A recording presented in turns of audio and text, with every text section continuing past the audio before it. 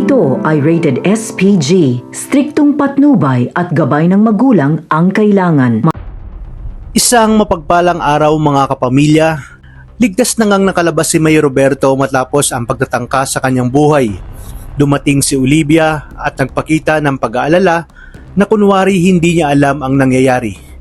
Bigla namang sinabi ni Don Julio na dapat managot ang sino mang may kagagawa nito at tiyak umanong ang may pakana nito ay siyang makikinabang sa pagkawala ni Mayor Roberto.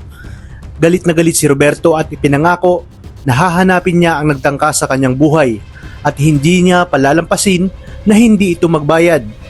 Naglabas naman ng statement ang otoridad at ipinakita ang mga taong posibleng sangkot sa nangyaring kaguluhan at pagtatangka sa buhay ni Mayor Roberto. At dito gulat na gulat ang pamilya Benito nang makita na kabilang si Maki sa mga hinuli at hindi sila makapaniwala dahil alam nilang wala itong kasalanan. Tinanong naman ni Fatima kung paano nila mapapiyansahan si Maki at dito na naging emosyonal si Gracia dahil alam nilang malaking halaga ang kinakailangan para makalaya itong si Maki. Iminungkahi naman ni Paeng na wala silang ibang pamimilian kundi magnakaw at mangloko na lang sa Quiapo para makalikom sila ng pampiyansa ni Maki.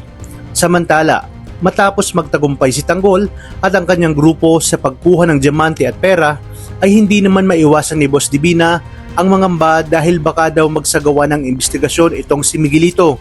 Ngunit sinabi ni Tanggol na malinis ang trabaho nila at siniguro niya na walang natirang testigo na foreigner.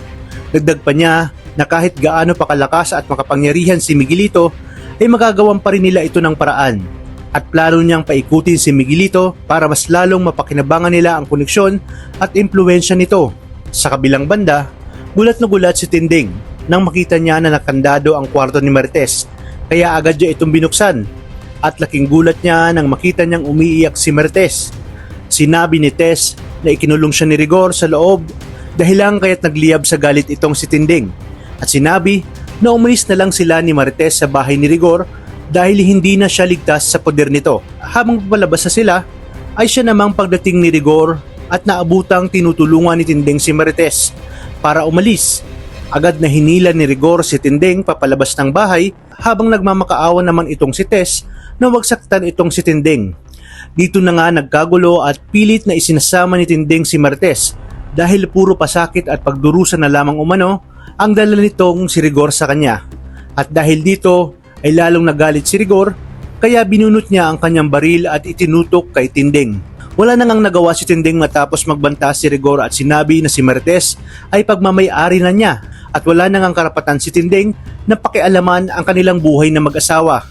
Sa inyong palagay, anong hakbang kaya ang gagawin ni Tinding upang mabawi si Marites kay Rigor? Ito na kaya ang taktang panahon upang harapin niya na si Gustavo at ipakilala si Marites na kanilang anak, nang sa gayon mabawi nila ito kay Rigor? O hindi naman kaya, si Ramon na mismo ang gagawa ng paraan upang maprotektahan si Marites labang kay Rigor? Yan ang pakatutukan natin sa mga susunod na episode.